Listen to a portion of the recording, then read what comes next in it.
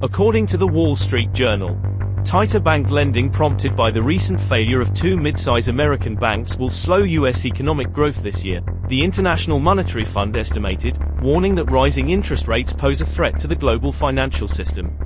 U.S. banks' lending capacity will decline by 1% this year due to the fall in the value of many bank stocks as investors reassess the health of mid-sized banks, the IMF said in a report on global financial stability released Tuesday. That reduction in lending is expected to shave 0.44 percentage point off U.S. gross domestic product in 2023, the Multilateral Financial Organization said.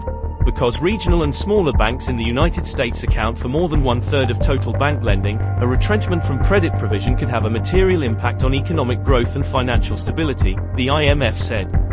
In a separate report released Tuesday, the IMF forecasts the U.S. economy, the world's largest, to expand 1.6% this year, down from 2.1% in 2022.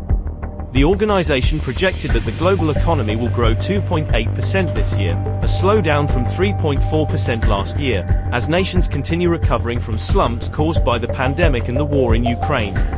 Silicon Valley Bank failed in March as depositors pulled their money out in the face of large unrealized losses in its long-term investments in treasuries and mortgage-backed securities. Those assets, purchased when interest rates were very low, lost value as the U.S. Federal Reserve rapidly raised interest rates over the past year to fight high inflation. U.S. regulators closed New York-based Signature Bank after worries of bank runs spread to other banks.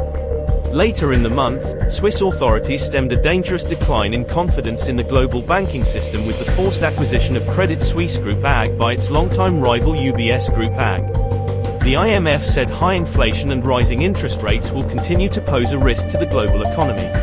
After years of ultra-cheap borrowing, many financial institutions could also struggle to adapt to elevated interest rates, the product of the highest inflation in decades, the IMF said. The fundamental question confronting market participants and policymakers is whether these recent events are a harbinger of more systemic stress that will test the resilience of the global financial system, the IMF said. Further financial stress and credit tightening could have broad consequences for economies large and small, as well as for central banks tasked with bringing down high inflation, the IMF said.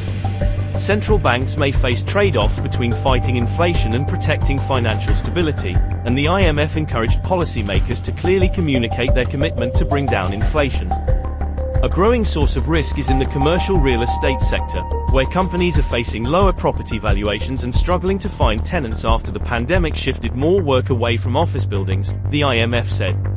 That raises the possibility of more defaults, which could in turn pose problems for the banks that lent money for commercial real estate.